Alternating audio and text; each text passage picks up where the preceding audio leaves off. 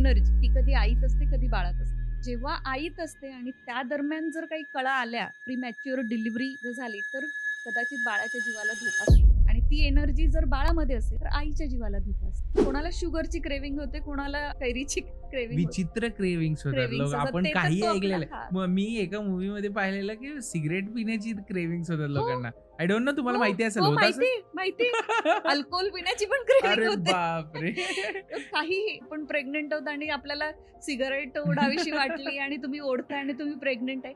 म्हणजे तुम्ही काय इनपुट्स देताय? तुम्ही जे अपलोड करताय, ते बरोबर. लक्ष ठेवलं पाहिजे की काय अपलोड करताय.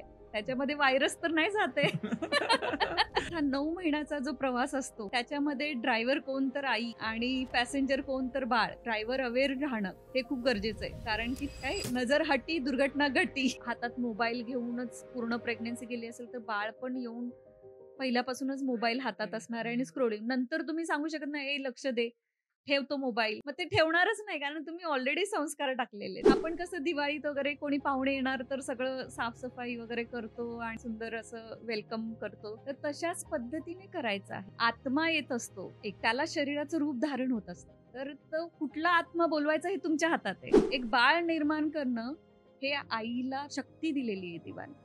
आणि ती शक्तीला जर त्या स्त्रीने नाही ओळखलं स्वतः, तर मग